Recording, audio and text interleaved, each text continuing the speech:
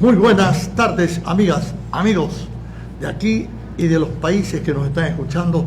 Tenemos invitados especiales, gente linda, preciosa, que nos escucha. Por ejemplo, vamos a ver de Canadá, nuestra gallada Juliet, Sabi, Tania, una gallada muy linda, y un restaurante muy bonito, a que vamos a poner una camiseta nuestra de Sacúdete y todo allá. Tenemos gallada también en las Europas, Bilbao, yo adoro Bilbao. Ya tengo mi gallada Ro Agurchane y Doya, Marinita, que está en Estocolmo, lo mismo está y todo. Una gallada muy linda, muy especial, muy bella. Saludamos a toda esa gallada increíble y la gente nuestra. Aquí está mi Alcirita, mi Jacqueline Alcira, mi Meteorito y mis amigos que de alguna manera me soportan y aportan para que esto exista y sea muy lindo. Y me hace recordar, por ejemplo, de un profeta vasco que yo rescato con todo el alma. Se nos escapó a los 90 y pico de años. Él estaba en plena juventud, tremendo. Y Jorge Oteiza, este escultor, planteaba cosas increíbles. Decía, por ejemplo, que, imagínense, yo amo las situaciones que nos obligan a conspirar. Planteaba eso Jorge Oteiza. Y además decía, nosotros no nacemos, nos nacemos. Qué bello, increíble, ¿no? Qué bello. Además decía, la aventura podrá ser loca, pero el aventurero ha de ser cuerdo. Qué increíble, qué belleza, qué calidad humana y todo, ¿no? Ya dije antes ese pensamiento que decía, yo amo a mi país profundamente, lo conozco profundamente, lo desconozco profundamente, le doy mi vida, también le doy mi muerte. Estoy pero fascinado, rescatando esos momentos tan hermosos de mi vida, recorriendo como buen vago que soy el mundo, ¿no? Las Europas. Por ejemplo, estuve en Estocolmo, en Suecia, ¿no? Y en Suecia logré dar un golpe de estado y me hecho, fundé un centro cultural sueco hispanoamericano.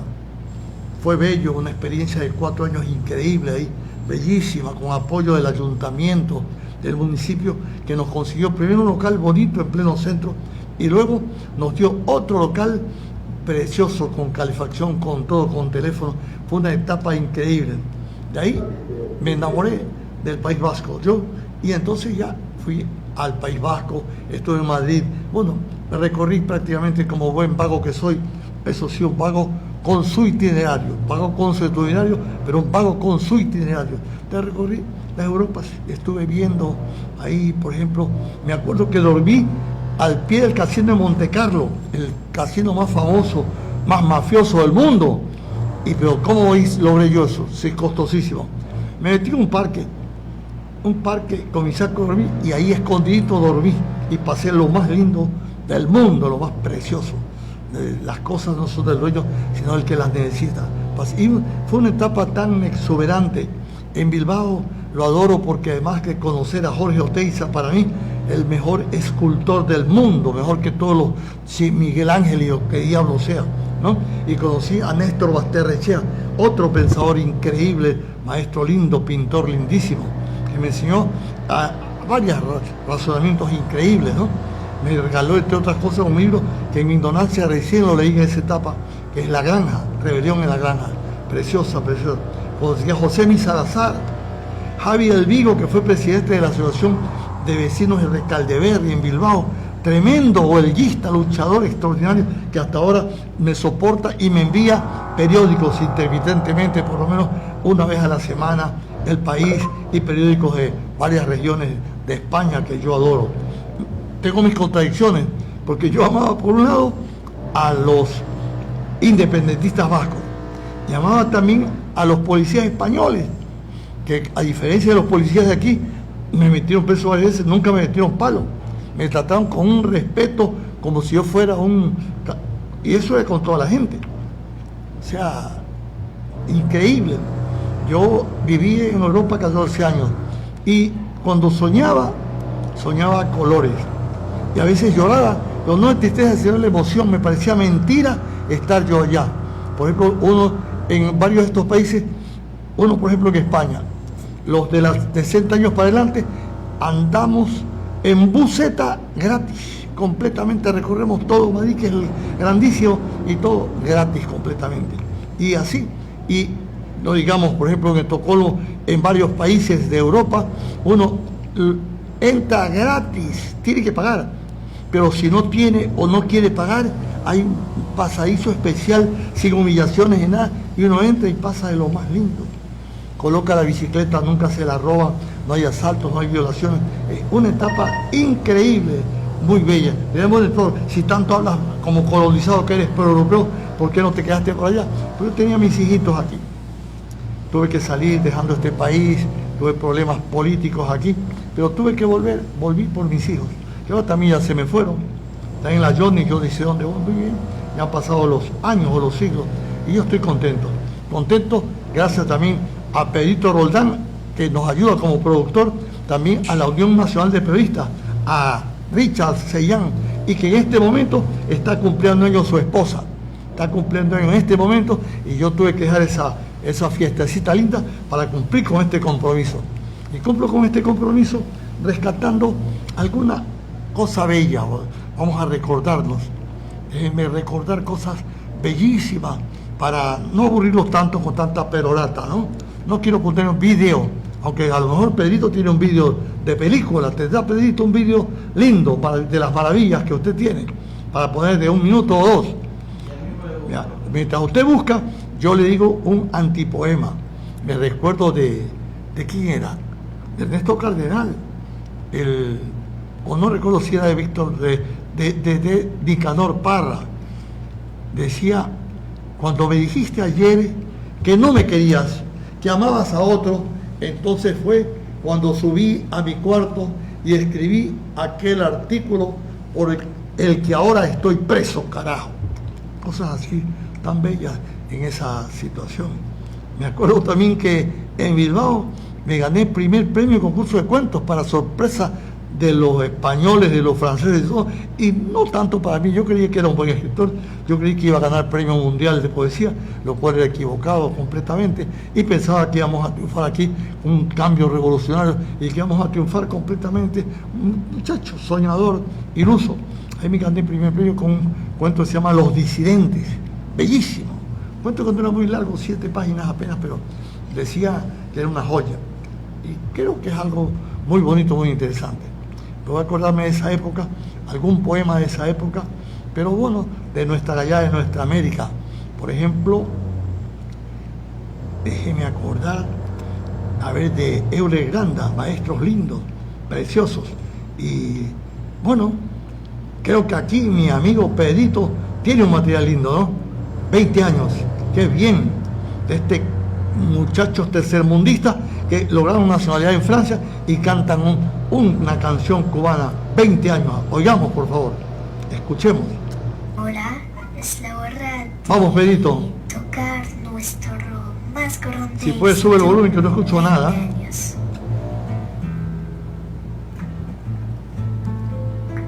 ¿Se está escuchando, Pedro?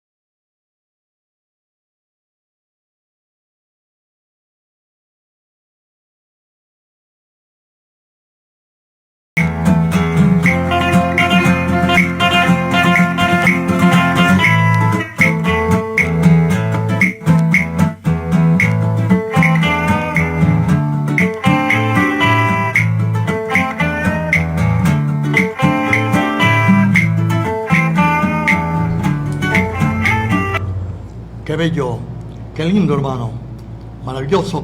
Ahí se ve genial. Aquí se ve Pinocho, mi hermano del alma, que por no ir a la escuela precisamente vivió muchas aventuras preciosas y rescató al abuelito para que se sacuda de esta sociedad putrefacta.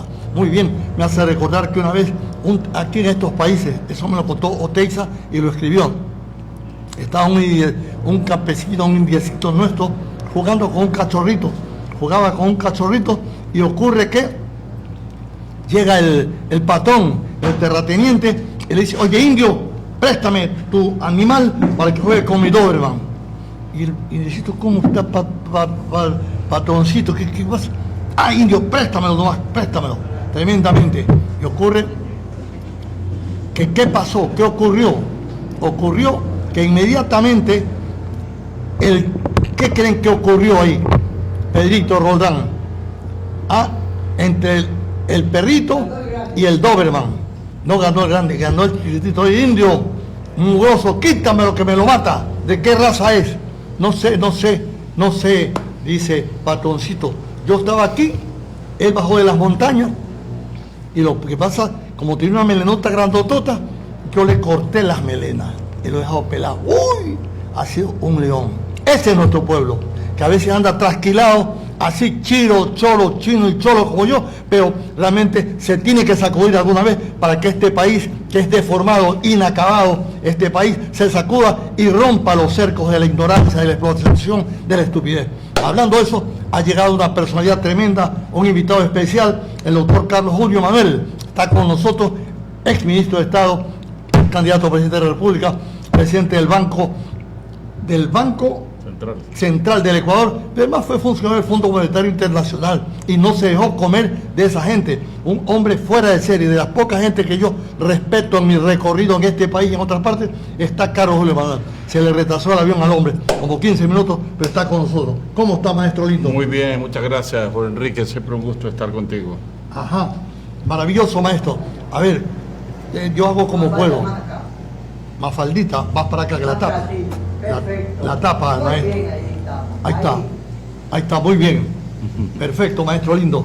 ¿Cómo está su salud en estos momentos? Yo el otro día pasé, estaba jugando tenis usted. Sí, tenis, pádel. Camino bastante.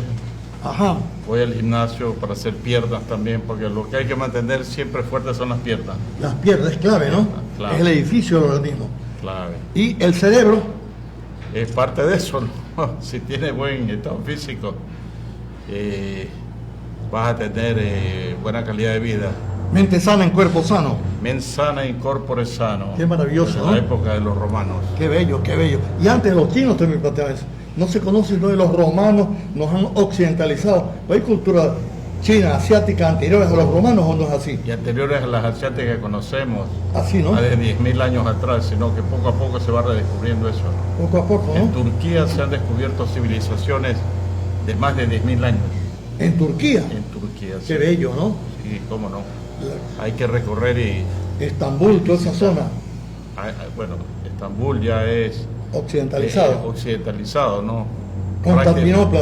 Prácticamente. Constantinopla por Constantino, ¿no? Ya, claro. Padre de Santa Elena, por quien tiene el nombre de la provincia de Santa Elena, ¿no? Sí. ¿Sabes? Francisco Pizarro llegó a tierras ecuatorianas por primera vez un 15 de agosto Ajá. de 29. ¿Y a dónde llegó? A lo que hoy es Vallenita. Qué lindo, ¿no? Y vio allí pues esa tremenda punta, la península de Santa Elena, que los indios la llamaban Zumpa. Los indios llamaban a esa punta Zumpa, que es como montaña. Y decidió, como coincidía ese día con las festividades de Santa Elena, decidió ponerle a esas tierras que recién conocía en el Ecuador Santa Elena. De ahí viene el nombre. Qué Por bello, los ¿no? santaeleneses conoce la historia, ¿no? Que Santa Elena fue una santa que allá por el año 330, 328 después de Cristo, madre de Constantino, Ajá. decidió, una vez que le gustó y se adhirió pues a la religión católica, a la cristiandad, mejor dicho, decidió ir a Tierra Santa en esa época, imagínate, 328, 330 después de Cristo. El viaje duró como 2 años. Ay, ay, ay. Finalmente llegó a Tierra Santa y redescubrió los sitios históricos de la santidad. Ella fue la que le puso, digamos así, estableció, creó la iglesia del Santo Sepulcro y entre otras cosas, ella es venerada porque, según dice la leyenda y la historia, ella encontró la cruz verdadera de Jesucristo. Ay, ay, ay. Y de allí se han hecho pues miles de fragmentos que están en Réplicas. reliquias por todo el mundo, ¿no? Tremendo. Usted siendo economista y siendo doctor en esa área, tiene una cultura general vastísima. ¿Dónde estudió usted? Yo estudié en una academia militar en Playas, Ajá. la academia militar Juan Gómez Rendón. Gómez Rendón. Gómez Rendón, sí, tuve excelentes profesores. Y además yo tenía, debe ser el ADN que yo heredé de mi padre, siempre la ansiedad por aprender, ¿no? Entonces, más allá de lo que te enseñan los profesores, tú investigas, ¿no? Hoy en día es tan fácil investigar con este aparatito que tú tienes ahí, con el teléfono celular, que es una mini computadora, puedes aprender tantas cosas en un día que antes te tomaba semanas o tal vez meses aprender. Pero usted en esa época no había nada de eso. Usted tuvo que viajar también al extranjero. Claro. ¿Cómo fue eso? Claro, yo me eduqué en Estados Unidos después de haber ingresado aquí a la Facultad de Economía de la Universidad Estatal. Pues ahí fue que Usted estudió economía aquí. Aquí comencé. Ahí Pero dice eran que las épocas 60, 61, 62. Ay, ay, ay. Que Tiras eran piedras, huelgas. épocas difíciles para los estudiantes porque la situación política era inestable, habían huelgas permanentes y prácticamente no había cómo estudiar por más que uno quisiera. Entonces nos dedicamos en la misma facultad, sigue allí pues en la ciudadela Salvador Allende, universitaria, no se llamaba así antes, pero en la ciudadela universitaria, y ahí está la Facultad de Economía. Y como no teníamos clases, nos dedicamos a jugar indoor fútbol en la calle. Ay, ay, ay. Y un día vino mi papá y me vio jugando fútbol. Oye, ¿tú has venido a jugar fútbol o a aprenderle? ¿Qué quieres que haga? No hay clase. Estamos aprovechando el tiempo. Y sabes que a mí siempre me ha gustado el fútbol, ¿no? Así que ahí desarrollé más habilidades de las que ya tenía cuando estaba en la Academia Militar. Yo fui seleccionado de fútbol por la Academia Militar. Qué bello, ¿no? Participé en el intercolegial. Me tocó jugar contra, entiendo, tu colegio, el Vicente Rocafuerte, en su momento, Pibe Bolaño. y estaba el Pibe Bolaño. Enfrenté al Pibe Bolaño, Ay, ay, ay. pero nos ganaron 2-1 con habilidades del Pibe. De ahí me hice amigo de él. Años después, cuando yo era gerente de Banco Central, acostumbraba a tener unos sábados y domingos deportivos, e invitaba a las viejas glorias de Melec y de Barcelona. Ahí una vez invité al Chuchuca, el Pollo Macías, Pajarito Cantos. Claro, Pajarito Cantos, Vargas, Gonzabay, toda la gallada. Simón Cañarte, Clímaco Cañarte, Claro. y por el lado de Melec, un primo mío, Uvilla, Jaime Uvilla Morán, que era defensa Uvilla, lateral. defensa lateral derecho. Y el centro delantero de Barcelona era también primo mío, Salcedo Morán, Charlos Salcedo. Charlos O Salcedo. sea que yo tuve. Mi familia es deportista. Centro forward era. Centro forward. Mi familia es deportista. Mi tío Puto Morán, basquetbolista afamado. Justo Morán, una gloria del país seleccionado. Bonifacio Morán, de la primo época. mío en béisbol. En el Atlético jugaba En Justo Morán, ¿no? Athletic. Junto con Pablo Pío Sandiford. Con Pablo Sandiford, con Una Alfonso gloria. Quiñones Bonito, Alfonso Quiñones. Arroyave y un poco de gente. Arroyave. Yo los vi jugar en el Huancavilca. Qué lindo, ¿no? Sí, claro. Pero luego usted, su papá, lo largó fuera de aquí. Sí, tienes que irte afuera porque no vas a aprender nada. Entonces fui allá y mi inglés. ¿Fue no es- becado o qué? ¿Ah? ¿Era becado usted? A ver, yo fui, hice la solicitud y mandé mis notas de la Academia Militar. Yo había sido primer puesto en todos los años. Entonces, Copiaba bien. sin conocerme, me dieron media beca de entrada. En Estados Unidos, En ¿no? Estados Unidos. ¿Qué ciudad?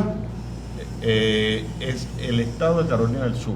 Ah, ya. Y luego de eso, ya para el segundo año, como yo tuve buen desempeño, aprendí el idioma en 3 meses.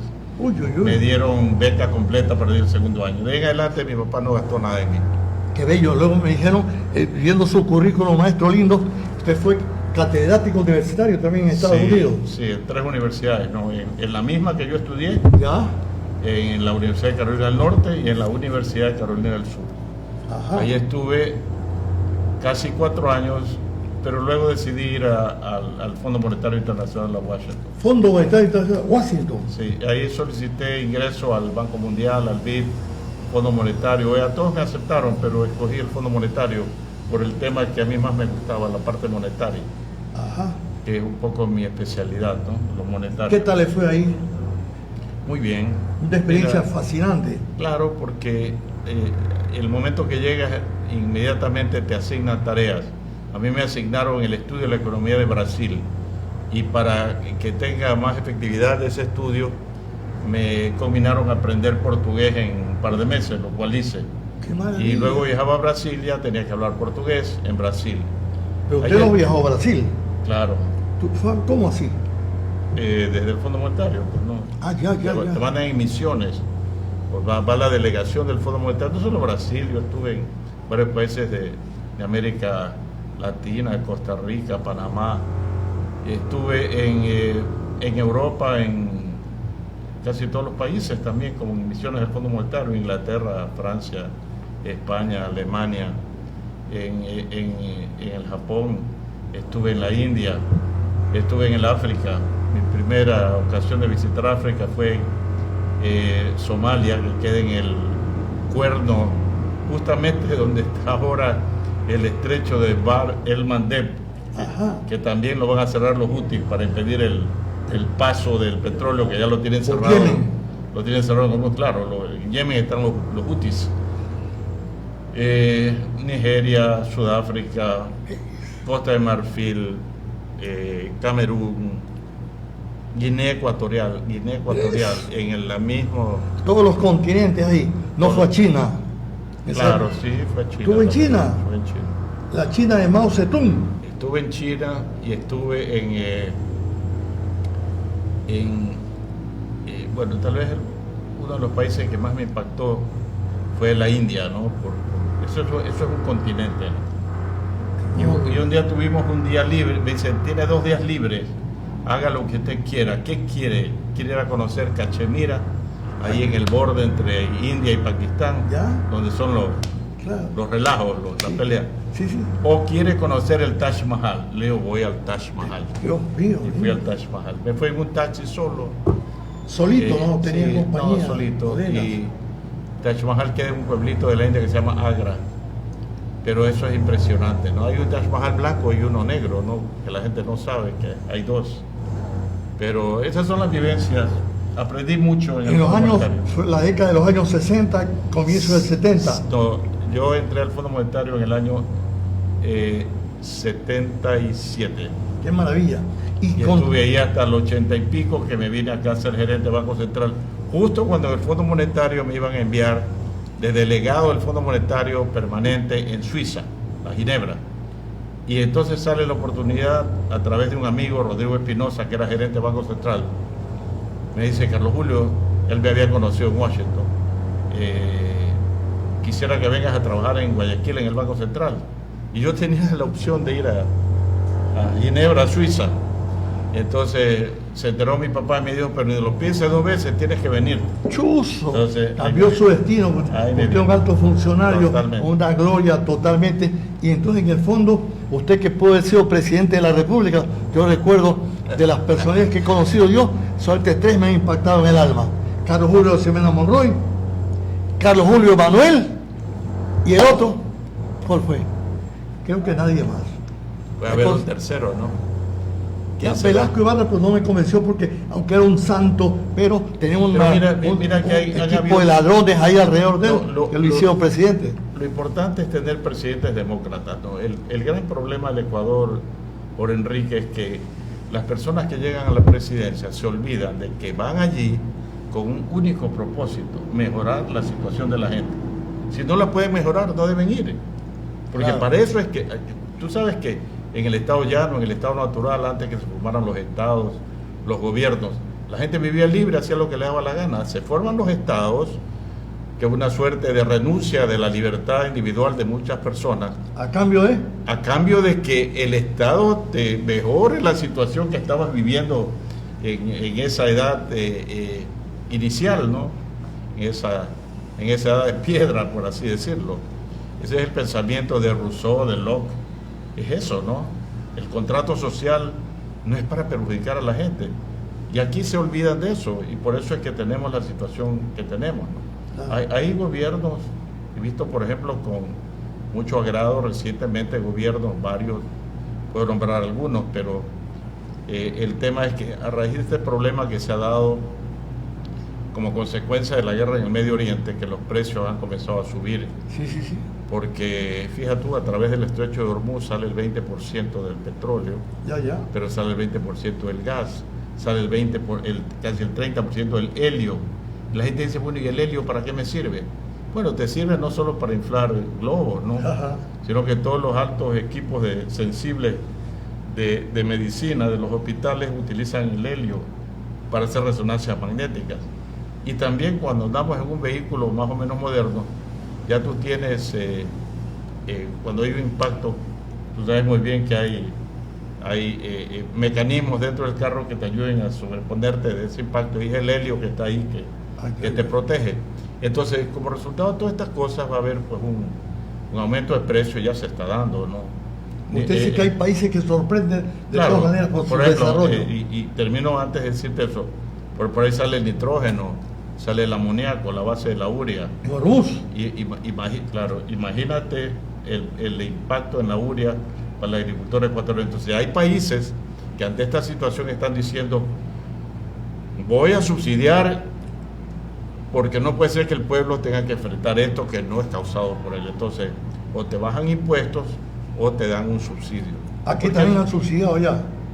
yo no sé, no creo, ojalá lo hicieran, porque hay que preocuparse de la gente, ¿no? Cuando tienes un Ecuador con más de 5 millones de personas en la pobreza, 5 millones pobres. más 5 millones y medio, pero de esos 3 millones aproximadamente viven con $3 al día, y 2 y pico millones viven con $1.70 al día. ¿Cómo los puedes grabar tú aumentando la tarifa del IVA para el pan, para la leche, etcétera? Pues es inhumano, ¿no? Tremendo, ¿no? Bueno, usted me habla de países de todas maneras que actualmente siguen siendo de alguna manera especiales, ¿o no? ¿Cuáles? Usted le pregunto, ¿qué países usted ve que en plena crisis de todas maneras se defienden de alguna manera y, como usted plantea en sus libros, tratan de mejorar las condiciones del pueblo, no de servirse, sino de servir al pueblo? Bueno, lo que pasa es que este libro que tú estás señalando aquí tiene una palabra que es clave, nos dice que es crecimiento y desarrollo con libertad económica. Ecuador, crecimiento y desarrollo con libertad económica. La Usted palabra libertario. clave es libertad. Libertad. Yo soy Yo libertario, alfarista. alfarista, Sí. de los verdaderos, auténticos. Así es. Entonces, Y perdón, usted incluso plantea varias veces en sus conferencias, en los libros, que usted no está pintado a colores en ningún partido, no, que usted cree en el mejoramiento del pueblo, no cree en las etiquetas, ¿no? no creo en las etiquetas, porque eso de derechas e izquierdas lo que hace es estigmatizar a unos y alabar a otros, y realmente yo creo que si un gobierno de izquierda hace las cosas bien, yo lo aplaudo, y si un gobierno de derecha hace las cosas mal, lo critico, porque no se trata de derecha o izquierda, se trata de las políticas que mejoren la situación de la gente, mejoren la calidad de vida de la gente, que la gente tenga mejor alimentación, salud, educación, vivienda. Esas son las necesidades básicas de la gente, que hay que tratar de solucionarlas. Esa es la deuda social que los gobiernos tienen que atender, en lugar de la deuda externa, Que es eterna. que se vuelve eterna, salvo que hay momentos en la historia que han habido presidentes que decidieron pegarle un machetazo o darle con la espada a la deuda, como fue el caso de Eloy Alfaro, ¿no? Tremendo. Eloy Alfaro escribió La deuda gordiana, Claro. en 1906, y decidió, en base a sus estudios de la historia económica ecuatoriana, decidió suspender el pago de la deuda hasta que, frase del decreto de él, hasta que se obtengan mejores condiciones de los acreedores. Qué maravilla. ¿Y qué es deuda gordiano? ¿Por qué es deuda gordiana? ¿Deuda ¿La gordiana? gorda o qué? No, deuda gordiana es porque en su expansión, en su conquista, Alejandro Magno llegó a un pueblo griego que se llamaba Gordas. Gordas. Gordas, sin ninguna referencia a nadie, es el nombre en griego del pueblo. Ya. Y allí había, de tiempos inmemoriales, pues, un nudo que decía que alguien que ayudara a resolverlo conquistaría el mundo. Era un nudo bien difícil de desatar. Grande. Entonces fue Alejandro Magno con la espada, le pegó un golpe y se acabó. Se acabó el mito. Por eso la deuda gordiana, según Eloy Alfaro, había que tratarla igualmente. O sea que Alfaro no era solamente lo que llaman el general de las derrotas, el masón, el ignorante, era un pensador y un escritor. Pensador, yo he leído las cartas, sí, siempre hay ese cuento. Eloy Alfaro era un intelectual. Intelectual, ¿no? Un tipo respetado en toda América. No era solamente un comerciante que viajaba, vendía sombreros con el Así papito comenzó, y todo. y así se inicia él, porque el padre era un español. Vasco, era vasco del norte de España. Vasco, que había venido y sentó cabeza en Montecristi, y de allí pues él desarrolló el negocio del sombrero. Pero hay una anécdota interesante. ¿Ya? Cuando lo lleva por primera vez el padre Eloy Alfaro a Lima, estaba después de 1845, la revolución marxista, Sí. que depone a 6 de marzo del 45. que depone a Flores, que quería peregrinarse, se va al exilio a Lima. Ya. Y están Eloy Alfaro y su papá, Eloy pequeño, joven, y el papá le dice, ahí está ese Flores. Y después comenta Eloy Alfaro, lo único que me impresionó fueron sus grandes orejas. De burro. Ay, sin embargo, manejó el país más de 15 años y dejó todavía hasta ahora la dinastía de los Flores, sigue en parte manejando este país. Bueno, entonces Alfaro intelectual, dice usted. ¿Por qué dice que es intelectual? Bueno, hay que ver todas las obras de Alfaro, ¿no? Desde las obras civiles, escuelas, hasta las obras militares, el Colegio Militar Eloy Alfaro, ¿no?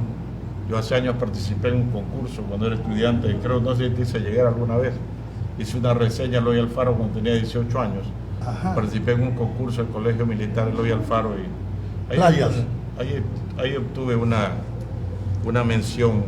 Creo que me dieron el 4.º puesto. Pues claro, un estudiante de playa. Muchachito, ¿no? Un estudiante de playa que se Colegial Nacional. atreva a competir con gente de los grandes colegios de Quito. Bueno, en fin, sí he sido alfarista y creo que Ecuador debería pensar nuevamente en que la revolución alfarista tuvo razón de ser y todos debemos juntarnos alrededor de la idea de Alfaro, ¿no? Porque Alfaro une. Hace unos años, recuerdas que hubo una encuesta en el Ecuador para determinar quién era el ecuatoriano más recordado, Más valioso, más ¿no? admirado, más valioso, y fue Eloy Alfaro. El Alfaro. Eso rescata también el doctor Dumar Iglesias Mata, que ha escrito más de 20 libros Sí. acerca de Alfaro, y rescata como usted, que no, como dicen algunos de los ideólogos de derecha y de la llamada izquierda, que era simplemente un militar y con sus ideas raras de masonería, pero un escritor periodista Aquí, por ejemplo, tremendo, ¿no? Las personas que nos están viendo, yo los invito a que vayan a Google, busquen Deuda Gordiana de Eloy Alfaro y bajen el documento, el librito de Alfaro, está ahí en Google, Qué bello, para ¿no? que vean cómo escribió Alfaro. Pero luego usted también logró que esa famosa deuda externa algo se negocie. ¿Ah? A ver, cuando dos- usted, dos- usted es uno de los dos culpables episodios, de dos que se episodios. negocie eso, ¿no? Cuando ganó la presidencia León Febres Cordero en 1984, Ya. en el mes de mayo, en esa época se ganaba en mayo y se posesionaban los presidentes en agosto, el 10 de Agosto, agosto. sí. Entonces, en ese lapso, Febres Cordero dice cuáles son los principales problemas que hay. A mí ya me había pedido que vaya al Banco Central Como director del Banco Central. como gerente general del Banco Central. Y a Francisco Oswald le había pedido que vaya al ministro de Finanzas. Pancho Oswald. Entonces nos dice, le dijimos, es la deuda externa, Chus. y equivalente en esa época al 100% del PIB. Impagable, como ahora que es impagable. Entonces le dijimos, ese es el problema. Yo les encomiendo que usted me resuelva ese tema. Sí. Dimos la vuelta por Fueron donde a- había que dar la vuelta. A Washington fueron. Washington, Nueva York, París. Chuso. Acuérdate que en París está el Club de París, que no tiene nada que ver con el Moulin Rouge, sino con la gente que se reúne, Claro. los gobiernos para analizar los problemas de la deuda gubernamental con los países. Y decidir el Entonces, destino de nuestros pueblos. conseguimos términos de 12 años plazo, 12 años. sí, O sea, no fueron a mendigar, pelearon, tuvieron que discutir, Nos dieron- o se arrodillaron, tuvieron que dar condiciones. Pero los explicando, negocios. ¿no? Explicando las cosas. O sea, porque realmente cuando tú explicas las cosas, la gente entiende, ¿no? Si estás preparado, tienes un buen plan. Porque lo importante no es que yo renegocié la deuda, sino si es que la puedes pagar, ¿no? Es como que a ti o cualquiera de los que nos está escuchando se queda sin empleo y tiene cuotas en su tarjeta de crédito que son, por decirte, $250 mensuales, pero ya no tiene ingresos.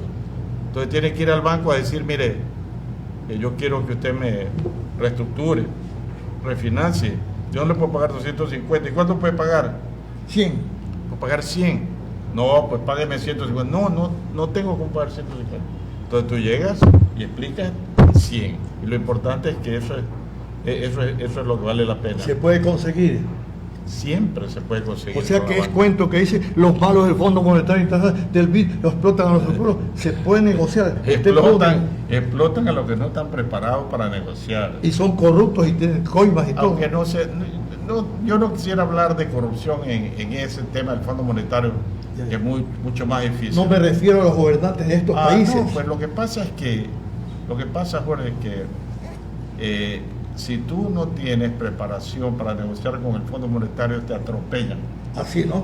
Te A ustedes avasa. casi lo atropellan a te ustedes, ¿no? avasallan. Bueno, ¿Cómo fue en eso? En la primera reunión que tuvimos en el Fondo Monetario, yo ya conocía el fondo, yo ya había estado ahí, ¿no? Era funcionario. Entonces fuimos y comenzaron con posturas un poco difíciles, condicionamientos inaceptables. Fuerte económicamente. Entonces le dijimos, no, mira, eso no puede ser. Bueno, entonces no hay programa. Dijeron, está bien, bueno, gracias. nos ¿Se vemos. despidieron ustedes? Y nos fuimos a unas 3 cuadras, había un McDonald's a comer ahí.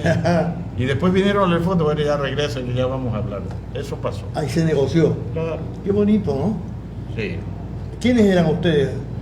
Estaba Pero- con Pancho Suet, Pancho Sued era ministro de Economía y yo era gerente del Banco Central. los dos. Son las dos autoridades que pueden negociar con el fondo. Tenían asesores, hay un equipo, ustedes. Nosotros tremendo. solos. Los dos solitos fueron allá. Claro, no necesitamos más. Si sabemos Qué mal, aquí los cómo se funcionarios manejan vienen- las cosas. Oye, y esa maravilla de calidad suya que la conozco hace décadas, qué maravilla, me impresiona, ¿eh? Tenerlo aquí. Tengo que secuestrar a usted, carajo, le he dicho que venga. ¿Cuántas No me veces no ha secuestre. venido? Carlos Julio, dígame, y usted ve en este momento esa deuda eterna que usted dice que es impagable, ¿se puede realmente negociar? ¿Cómo se puede conseguir para que este pueblo no esté como está, dopado, destrozado, o el pueblo está bien? Estoy preparando actualmente un documento que quisiera presentarlo en unos meses, que es para resolver el problema de la deuda externa, pero a nivel mundial, ¿no? En Ajá. eso estoy trabajando. Sí Ya, hay ya. fórmulas, por supuesto. ¿Cree claro. que ese es el problema central o hay otros problemas más graves? Ese es el usted como central. El central. Ese es el central porque... ¿Por qué es el central? Porque cuando tú tienes como norte el pago de la deuda, te olvidas de Ya. todo lo social, pues. Por eso no hay dinero para atender los hospitales, para hacer infraestructura escolar, para hacer caminos vecinales, para hacer puentes. Mira el puente Gonzalo y Casa Cornejo, se cayó hace como 2 años. Y sigue ahí, me imagino que alguien habilitará una gabarra como en tiempos, yo qué sé, 40, 50, 60 años que yo lo usaba cuando iba con mi papá para la provincia de Los Ríos. Entonces, no hay plata porque todo se lo dedica a la deuda. Y termino con esto, por Enrique, porque tengo lamentablemente un problema que atender en unos minutos. En el gobierno de Férez Cordero, en el año 87, marzo de 1987 para ser exacto, hubo un tremendo terremoto Sí, que rompió 42 kilómetros del único oleoducto de petróleo que teníamos, ay, ay, que ay. era el SOTE. El OCP vino después. Y te quedaste sin poder sacar el petróleo del oriente para exportar. Claro, Entonces es como que te saquen las venas del cuerpo. ya, ya. Entonces Férez Cordero convocó al equipo económico, yo era el que lo presidía, y dice, ¿y ahora qué hacemos? Ay, ay, ay. Entonces yo le digo, lo que debe hacer es suspender el pago de la deuda. ¿Qué? Me queda viendo y me dice, pero ¿qué tú me estás proponiendo? Yo soy de derecha, ¿cómo me propone eso? Usted puede ser de derecha, pero la única forma que usted va a poder pagar es subiendo los impuestos a la gente. ¿Y usted quiere subir los impuestos a la gente? No, eso yo no voy a hacer. Claro. Entonces vamos y suspendimos en 1987 el pago de la deuda. Un gobierno de derecha, Pues te digo, no es cuestión de derecha o izquierda. Claro, qué maravilla, Es ¿no? cuestión de... Con asesores lúcidos, saber- no corruptos, que aman al país y que conocen. Pero la anécdota fue que yo le dije, después que, pero bueno, está bien, pues vamos a tener que hacerlo. Entonces yo le dije, lo único que tiene que hacer usted es ir a Nueva York, pedir la reunión con los bancos y explicar la situación. No, eso lo haces tú, me dijo. Entonces fui yo. Y Qué así bello. fue. Solito fue, con un equipazo Solo. de quicuyos ahí como No usted era que lo necesario, asesoraba. no es necesario. Si no puedes pagar, no puedes pagar. Después fue ministro usted, Después, ministro de Estado. claro. Tremenda experiencia también, terrible. Ya tuve algunas ofertas de León para ser ministro, nunca acepté. Ajá. Y en otra ocasión hablemos de la candidatura a la presidencia.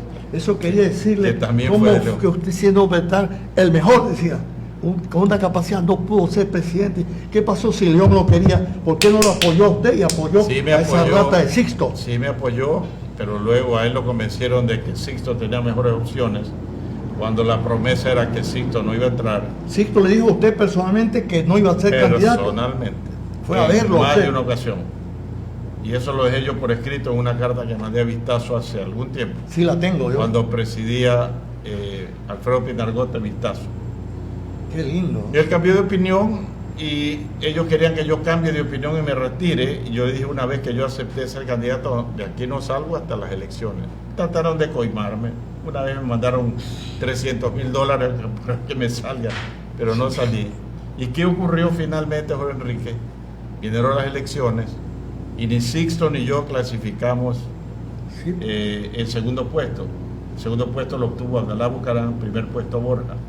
Pero la suma de los votos de Sixto y míos eran más que los de Bucarán. Ay, O ay, sea ay. que si no se hubiera dado esa escisión, uno de los dos entraba. Y esa era la idea que León había tenido desde el inicio. Decía, tú en materia económica te va a tocar debatir con Borja, Borja sabe economía, tú le vas a ganar. Pero bueno, Claro. el resto, como decía un Mira, gran mira los periodista, ya es historia. Oiga, maestro, yo sé que tiene que irse o está esperando ahí, Sí. pero aparte de la deuda externa, ¿qué otros problemas ve usted que se pueden resolver o son problemas irresolutos? No, pues todo se puede resolver, es cuestión de voluntad política, ¿no? Internacionalizar la banca, bajar los intereses, O sea que no haya solamente banca de aquí, sino que venga a competir. como en Panamá, ¿no? Como Tremendo. en Panamá, claro. Bajarían los podría intereses ser, de la banca. Ecuador puede ser un gran centro financiero internacional si se lo propone. Más lo propusimos cuando hicimos la dolarización, ¿no? Yo fui promotor de la dolarización. Sí, pues el mentalizador de la dolarización, el mentor, Sí, Carlos Julio Manuel. Y bueno, y entonces en este momento hay esperanzas, vías de solución para el pueblo ecuatoriano, o la cosa la ve cada vez peor como economista. Duro, ¿no? En este momento Duro. lo que hay que ser es optimista de que los gobiernos se vuelvan lúcidos y tomen las medidas adecuadas. ¿Qué medidas hay? Soluciones hay, pero tiene que haber voluntad política. Que no hay, no por el momento. Es que está dividido este pueblo completamente, entonces no se puede tomar decisiones. No ha habido pueblo más dividido que Singapur en 1967, cuando se desprendió de Malasia, y hoy en día es la primera economía mundial en libertad económica. Cuestión de querer. Tienes que combatir la corrupción. Y como decía Lee Kuan Yew, que fue quien presidió Singapur hasta su muerte, 40 años, para combatir la corrupción debes estar preparado a enviar a prisión hasta miembros de tu familia. Esa es la forma. Qué bestia. Como hizo Bukele, o a usted no le gusta Bukele. Eso es otra cosa. Eso es otro tema. Yo creo que lo de Singapur es número uno. El Salvador no tiene la importancia que tiene Singapur. Singapur es un faro hacia donde los países debemos tratar de llegar. Oiga, la otra vez hablaban de China. ¿China se va despuntando, va desarrollando, o es puro cuento? Es como decía Sueños de Perro, el desarrollo Bueno, China- y de los BRICS. China es un país con gobierno comunista, pero con políticas liberales. Liberales, ¿no? Así es, por eso se va desarrollando. Se va desarrollando, ¿no? ¿Usted cree que el pueblo ecuatoriano puede lograr un gobierno liberal? Yo me siento, desde que lo conozco usted, liberal. Bueno, O sea, si yo soy candidato, votas por mí, entonces sería tenemos un lindo. gobierno Hay que liberal. rescatar el Partido Liberal, pues, maestro lindo. Eso ¿no? es, esa es la Eso idea. hay que ser. Por Maestro, Enrique, un muchas encanto, gracias y un disculpa encanto, que no, maestro lindo, no me quede más un tiempo, encanto. pero tengo encanto. algo urgente que atender ahorita. Ya, maestro, vamos. Le robamos más tiempo. Quería robarlo a usted, yo. Ya. Muchas gracias, maestro. Gracias. Una fotito, aunque sea aquí con Carlos Julio, aquí. Sí,